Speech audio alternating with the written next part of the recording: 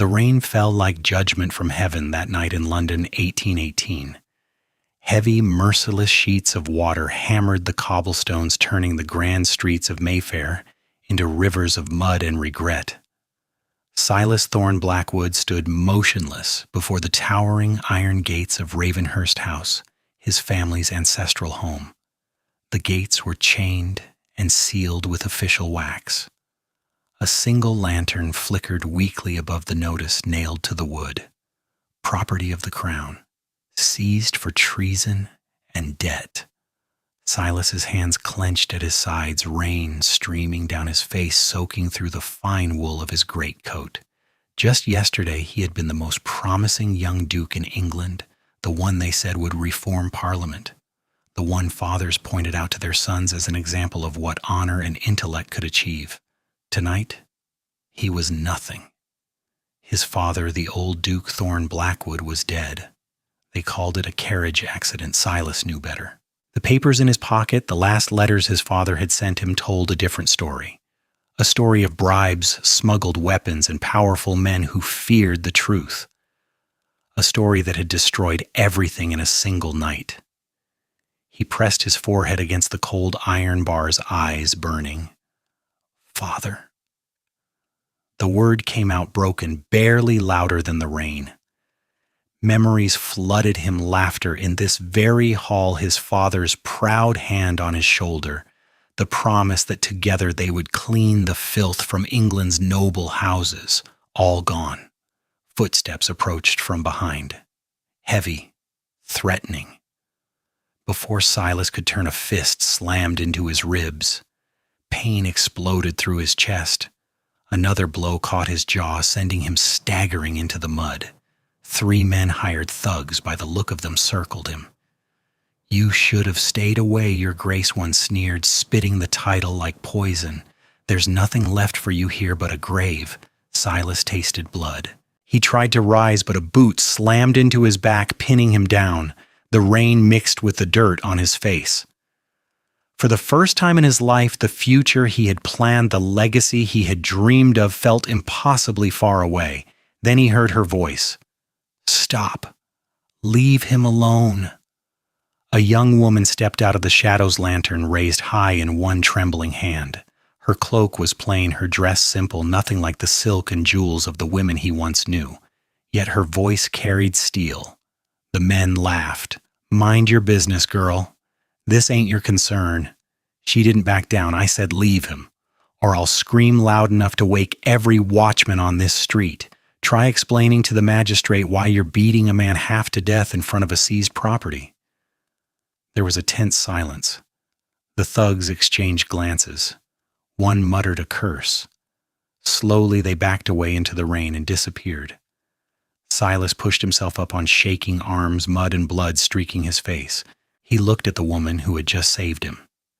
She was breathing hard, eyes wide with fear she was clearly trying to hide. Her free hand clutched the edge of her cloak so tightly her knuckles were white. You shouldn't have done that." He rasped, voice rough with pain and exhaustion. "They could have hurt you." She lowered the lantern, slightly studying him. Rain dripped from the brim of her simple bonnet. "And let them kill you." She shook her head. "Not tonight. Not in front of me." She offered her hand. Silas hesitated. Pride, shame, and the crushing weight of everything he had lost warred inside him. But something in her steady gaze, something honest and unafraid, made him reach out. Her hand was small, but her grip was surprisingly firm as she helped him to his feet. "My name is Sable," she said quietly. "Sable Quinn Harlow. There's a cheap lodging house not far from here. You can clean up, at least for tonight." He stared at her, rain still pouring down between them. Why? The question came out raw. "You don't know me. You don't owe me anything." Sable's eyes softened for just a moment, revealing a flicker of her own exhaustion, her own hidden scars. "Because I know what it feels like when the world decides you're already dead," she whispered. "And because tonight, I couldn't walk away." She glanced back toward the sealed gates of Ravenhurst House, then at the broken man standing before her. "Come on. before someone else decides to finish what they started. As they moved slowly through the rain-soaked streets, Silas felt the last fragments of his old life cracking away. The title, the wealth, the respect, all of it stripped bare in a single night. Friends who once toasted him now turned their backs. Distant relatives who had smiled at his rise now whispered that he was cursed. He was alone. Or perhaps not entirely. Beside him walked a woman from a world so different from his own, a woman who had risked herself for a stranger with nothing left to give. And in that quiet, rain-drenched moment, something inside Silas shifted. He would not die here. He would not let them win so easily. He would find a way to reclaim what was stolen from him. But not the way they expected. Not with rage. Not with power he no longer possessed. He would do it another way, a way no one would see coming. The candlelight in the tiny attic room flickered weakly against the damp walls. Silas Thorne Blackwood sat on the edge of a narrow cot, his once elegant hands now rough and calloused from weeks of loading crates at the docks. The fine clothes were gone. In their place he wore the plain shirt and worn trousers of a common laborer. Every night the same nightmare returned, the sealed gates of Ravenhurst House, the rain, the blows that had nearly ended him. But every morning he woke with the same quiet fire burning in his chest. He was gathering pieces, whispers from sailors, old ledgers bought from desperate clerks, fragments of conversations overheard in dark taverns. Slowly, painfully, the truth was taking shape. His father had not died in any accident. The old Duke had discovered a dangerous web of illegal weapons smuggling into France even after Napoleon's fall, combined with heavy bribes paid to members of Parliament. Lord Percival Hawthorne stood at the center of it all, pulling strings with two other powerful men whose names Silas was still uncovering. They had destroyed his father to protect their profits, and they had tried to bury Silas with him. A soft knock sounded at the door. Silas tensed, reaching instinctively for the small knife hidden beneath his pillow. "Who is it? It's me." He recognized the voice immediately. Low, steady, a little breathless. Sable. He opened the door, and there she stood, cloak drawn tight around her shoulders, a small satchel clutched to her chest. Rain still glistened on her lashes. Her eyes carried the same mixture of courage and hidden fear he had seen that first night. "You shouldn't be here," he said quietly, stepping aside to let her in. "It's not safe." Safe stopped mattering the moment those men threatened me this afternoon. She stepped inside, and the small room suddenly felt even smaller. Sable set the satchel on the rickety table and turned to face him. "Mr. Theodore Langford hired me last week to help organize old case files. I thought it was just another boring task until I found these." She pulled out several folded documents. Silas took them with careful hands. His eyes scanned the neat columns of numbers, the coded entries, the familiar signature at the bottom of one page. "Hawthorne." "How did you get these?" he asked, voice tight. "I wasn't supposed to see them," Sable admitted. Her fingers trembled slightly as she brushed a damp strand of hair from her face. "But once I understood what they meant, I couldn't pretend I hadn't seen. They know I looked." "One of Hawthorne's men cornered me outside the office tonight. He made it very clear what happens to curious young women who ask too many questions." Silas felt something cold settle in his stomach. Protective anger mixed with guilt. This woman had already risked herself for him once. Now she was in danger again because of him. "I never wanted to drag you into this," he said, his voice rough with regret. Sable met his eyes. There was no anger there, only quiet determination. "You didn't drag me. I chose to stay.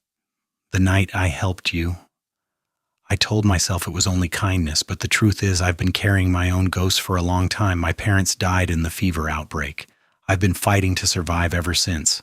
When I saw you that night, broken and alone, it felt like looking at a mirror." For a long moment, neither of them spoke. Then Silas reached out slowly and covered her hand with his. The touch was hesitant, gentle. two wounded souls recognizing each other in the dark. I'm not used to depending on anyone, he confessed. For years I believed strength meant standing alone. But these past weeks, hiding, scraping by, I've learned how wrong I was. Sable's gaze softened. Then let me help. I'm good with papers, with patterns, with remembering what others forget to hide. Let me be your eyes where you cannot go. A new voice came from the doorway. I see the alliance has already begun. They both turned. A tall, serious-looking man in a simple dark coat stepped inside, closing the door behind him. Theodore Langford, Theo Silas's oldest friend from university days, the only person from his old life who had not turned away. I came as soon as I received your message, Theo said. His eyes moved between Silas and Sable with quiet understanding. And I brought someone who might offer a different kind of strength. Behind him stepped a woman in her late 20s dressed in half-mourning, Lady Beatrice Langford, Theo's older sister, a widow who had lost her husband to the same kind of political games that had destroyed Silas's father. Her face carried both sorrow and steel. She looked directly at Sable. Men make the laws, Beatrice said softly, her voice warm yet firm. But women often keep the truth alive when the laws fail. You don't need a title or a fortune to matter, Miss Harlow. Sometimes the most dangerous thing in this world is a clever woman who refuses to look away. Sable swallowed hard. The older woman's words touched something deep inside her, a fear she had carried since childhood that without wealth or powerful male protection, a woman's voice meant nothing. Beatrice stepped closer and gently touched Sable's arm. You are already braver than most men I know. Later that night, after Theo and Beatrice had left, with promises to help from the shadows, Sable and Silas sat together at the small table. The documents lay spread between them like pieces of a deadly puzzle. Then Silas found it. A single letter folded inside an old ledger. The handwriting was his father's, but the final paragraph made his blood run cold. If anything should happen to me, the final proof rests with my daughter. The child I could never publicly claim. Her name is Evie. She holds the last journal. Find her, and you will have everything you need to bring them down. Silas stared at the paper, stunned. He had a sister. A half-sister he had never known existed, hidden away, protected, or perhaps forgotten. Sable watched his face, her own expression filled with quiet empathy. Family can be the deepest wound, or the strongest weapon, she whispered. Silas folded the letter slowly, his jaw tight with emotion he didn't yet know how to name. Then we find her. He looked up at Sable, the woman who had stepped into his ruined life and refused to leave. Together. Outside, the London night pressed close against the window. Somewhere in the darkness, Lord Percival Hawthorne and his allies continued their games of power. But in this small, hidden room, something new had been born. A secret alliance, fragile, dangerous, and quietly unbreakable. The narrow alley behind an old bookshop smelled of damp stone and forgotten secrets. Silas Thorne Blackwood pulled his cap lower over his eyes as he waited in the shadows. His heart beat heavily against his ribs. For weeks, he had carried the name Evie Thorne like a hidden wound, a sister he never knew existed, a piece of his father's life kept carefully hidden from the world, and from him. Finally, the back door creaked open. A young woman stepped out, no older than 20, wrapped in a simple gray cloak. Her dark hair was pinned tightly, but a few rebellious strands escaped, framing a face that carried the same sharp cheekbones as his own. Evie Thorne. She stopped the moment she saw him. You, she whispered. Her voice trembled with something far sharper than fear, pure, burning resentment. The golden heir, the one who lived in the big house while my mother scrubbed floors and cried herself to sleep. Silas felt the words strike deeper than any blow he had taken in the rain that night. I didn't know, he said quietly, stepping forward with open hands. I swear to you, Evie, I never knew you existed until a few weeks ago. Evie's eyes flashed with old pain. And that makes it better my mother died alone, because your father was too ashamed to claim us. While you enjoyed every privilege a duke's son could have, we starved. Now you come looking for me because you need something. How convenient. The bitterness in her voice made Silas flinch. He saw his own reflection in her anger, the same sense of betrayal, the same deep loneliness he had carried since the night Ravenhurst House was sealed. Before he could answer, Lady Beatrice Langford appeared beside Evie, placing a gentle hand on the younger woman's shoulder. Child Beatrice said softly, her voice carrying the quiet strength of someone who had known loss too well. Pain makes us cruel, but it doesn't have to make us blind. He is not your enemy. The men who destroyed both your mothers? They are. Evie hesitated, tears glistening in her eyes despite her fury. After a long, painful silence, she reached into her cloak and pulled out a small, worn leather journal. This belonged to him, she said, thrusting it toward Silas. Her hand shook. Every name, every bribe, every lie, he wrote it all down. And then he died for it. Silas took the journal with reverent hands. As he opened the first page, his father's familiar handwriting hit him like a wave. Memories flooded back, late-night conversations, proud smiles, the promise of a better England. His throat tightened. He wasn't ready for what came next. That same evening, danger struck without warning. Sable had been walking home from Theo's office when strong hands grabbed her from behind. A rough sack was thrown over her head. She fought hard, kicking and twisting, but the men were too many. Her muffled screams disappeared into the busy London streets. When Silas received the note hours later, his blood turned to ice. Return what you stole, or the girl dies slowly. Lord Percival Hawthorne had finally realized the dead Duke was still breathing. Silas moved like a man possessed. For the first time since his fall, he stepped partially out of the shadows. He used every contact Theo could provide, every whispered favor Beatrice could call in. The rescue was swift, brutal in its quiet efficiency. They found Sable tied in a damp warehouse near the Thames, frightened but unbroken. The moment Silas cut her free and pulled her into his arms, something inside him shattered and reformed at the same time. She was trembling. Her fingers clutched his shirt as if he might disappear. I thought, Sable whispered against his chest, voice cracking. I thought I would never see you again. Silas held her tighter, burying his face in her damp hair. The fear that had gripped him during those endless hours revealed a truth he could no longer deny.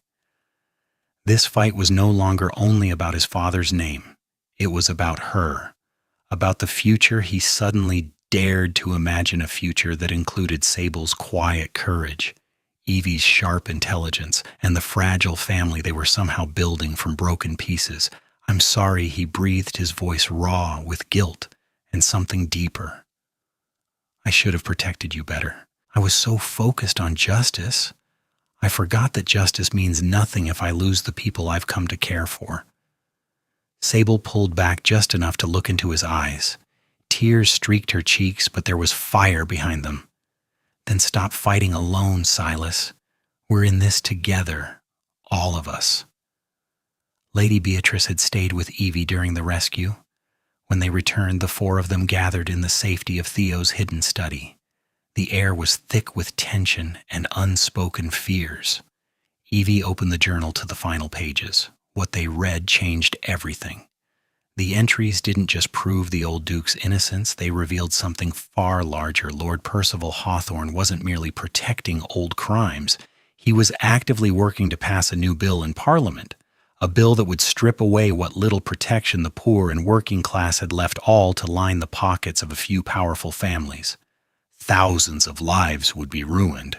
Hawthorne wasn't just a murderer. He was planning a quiet massacre dressed up as law. Silas closed the journal slowly. His hands were steady, but his eyes burned with a new kind of resolve. The truth hurts, he said quietly, looking at each of them, at Sable's quiet strength, at Evie's guarded hope, at Beatrice's knowing sorrow. But facing it Facing it is the only way we grow strong enough to change it. Sable reached over and took his hand without hesitation. Evie watched them for a long moment. Then for the first time, the hardness in her expression softened just a fraction. Maybe blood doesn't have to mean only pain, she whispered. In the dim glow of the single lamp, 4 unlikely souls sat together, bound not by title or fortune, but by shared wounds and growing trust. The buried truth had been uncovered, and with it came both terrible pain and the first real glimpse of hope.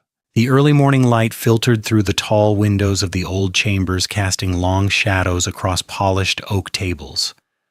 Silas Thorne Blackwood stood in the back of the room, dressed in plain, dark clothing, his face partially hidden beneath the brim of a simple hat.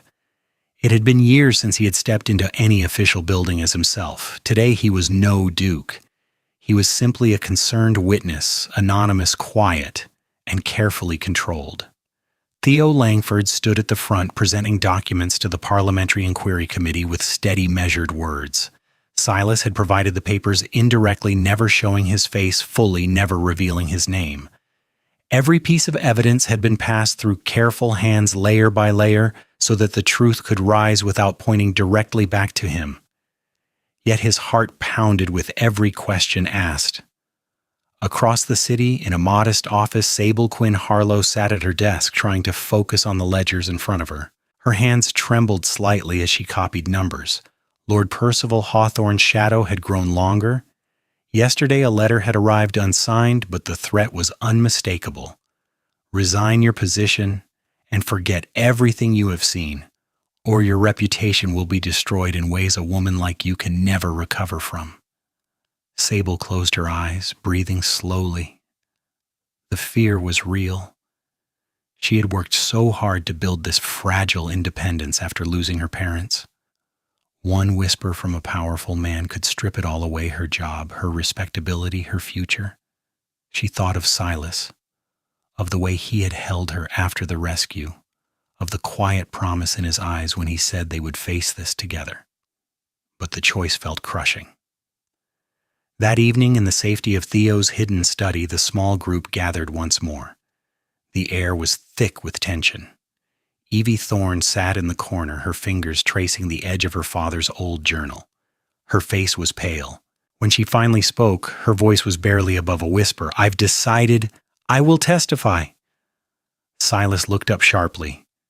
"Evie, you don't have to, I do." She interrupted, her eyes meeting his with raw honesty. "All my life I hated the idea of you.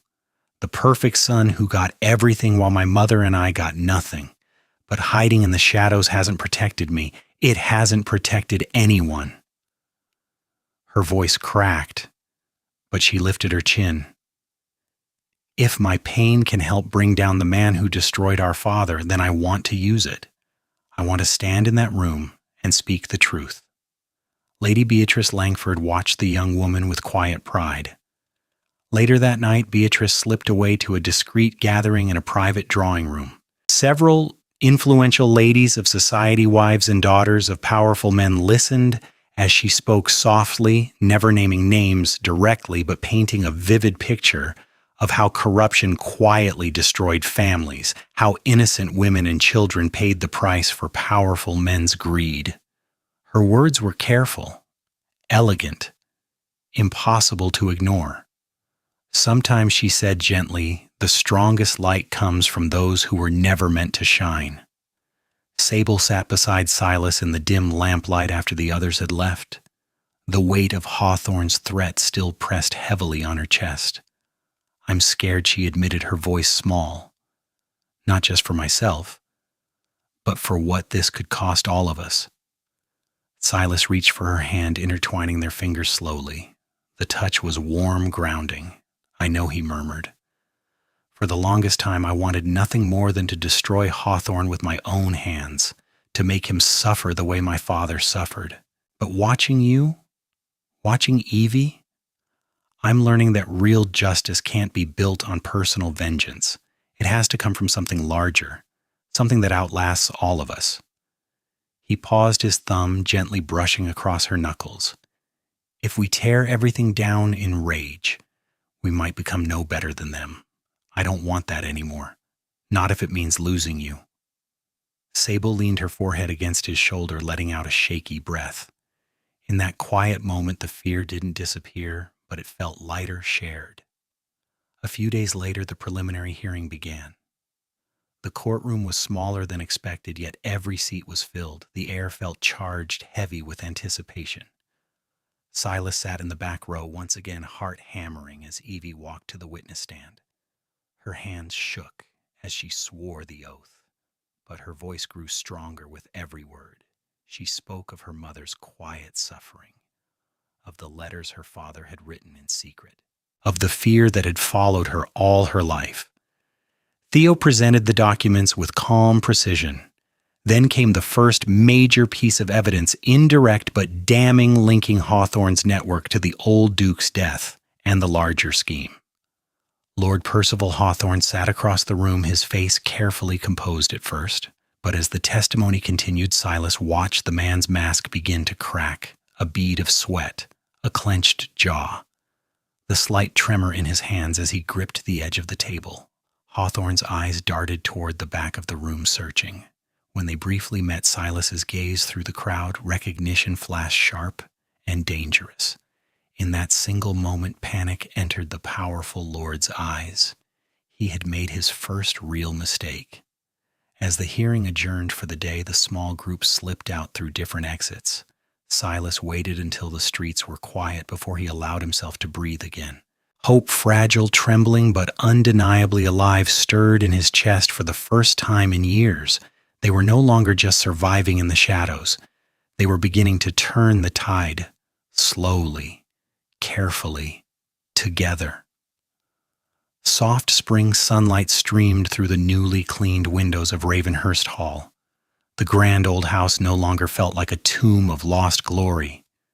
Fresh paint covered the walls, and simple flowers stood in vases where once only dust had gathered. After the final verdict, everything had changed in ways no one could have predicted. The great trial had ended with shocking swiftness. Lord Percival Hawthorne and his two powerful allies stood exposed before Parliament and the eyes of society. Their schemes, their bribes, their quiet destruction of innocent lives, all of it laid bare in open court. Hawthorne's face, once so arrogant, had crumbled under the weight of public judgment. He and his companions lost everything: titles, influence, freedom. The system they had twisted for so long finally turned against them. Yet Silas Thorne Blackwood did not reclaim his family's full fortune in the old way. He chose differently. With what remained after the long legal battle, he established something new, a free legal fund to help working people and women who had no voice in the courts. A quiet revolution built not on revenge but on protection. Sable and Evie threw themselves into the work with quiet determination, side by side, turning old pain into purpose. On a gentle afternoon in late spring, a small gathering took place in the main hall of Ravenhurst. No grand ball, no glittering crowd, just the few souls who had walked through the darkness with him. Silas stood at the center, tall and steady, no longer hiding. His eyes moved slowly across each face. Theo Langford, calm and loyal as ever. Lady Beatrice, whose quiet wisdom had guided them all. Evie, who now carried her head high with a new sense of belonging. And then his gaze settled on Sable. She stood near the tall windows, sunlight catching the soft strands of her hair. The woman who had pulled him from the mud on the worst night of his life. The woman who had stayed when everything else fell away. Silas took a slow breath, his voice low but clear when he finally spoke.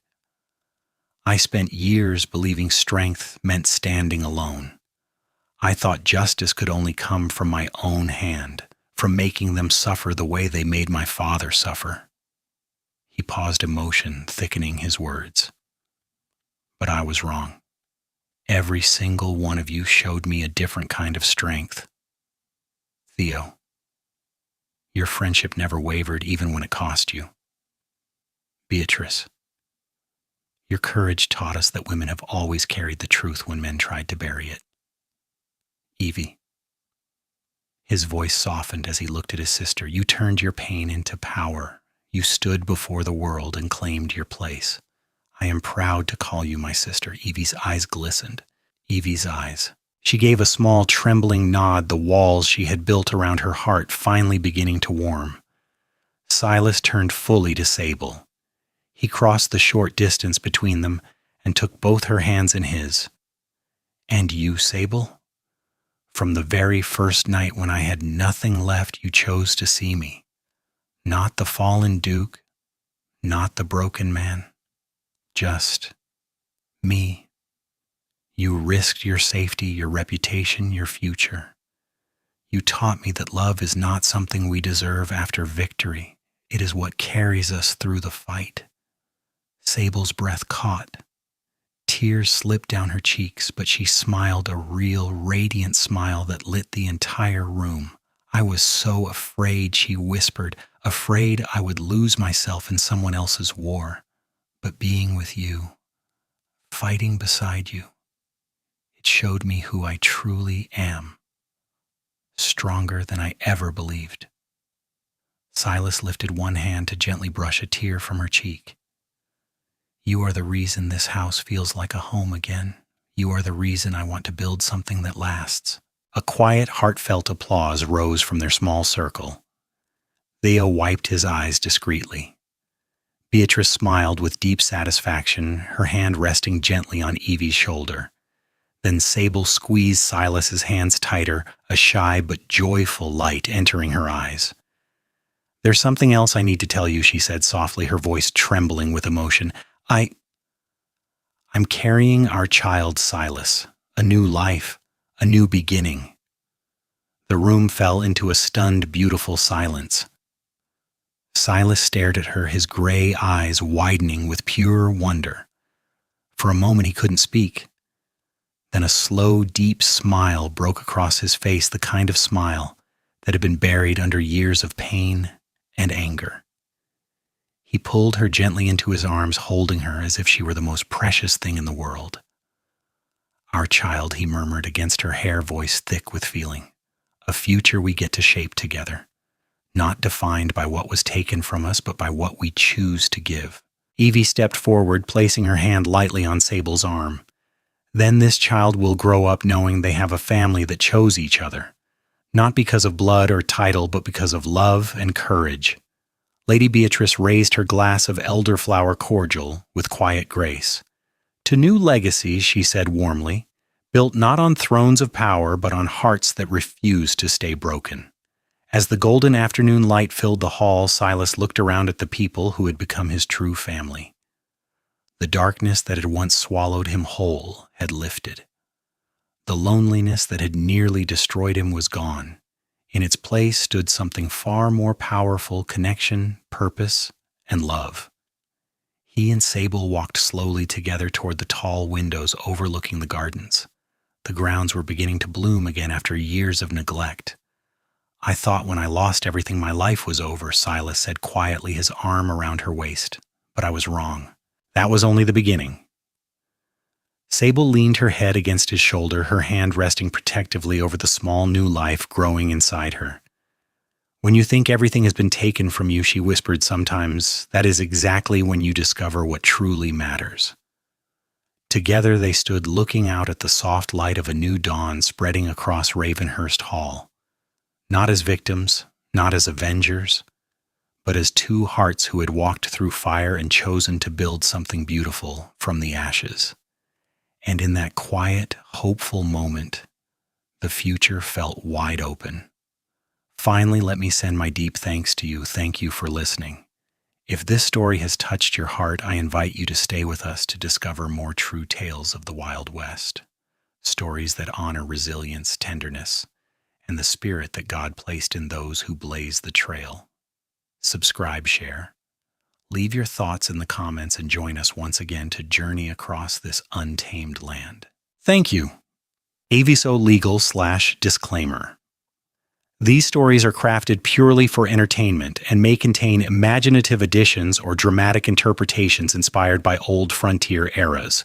We use AI-based resources, voice imagery, and drafting as part of our creative process, but every final detail is carefully reviewed and shaped by human effort to preserve emotional depth and authenticity.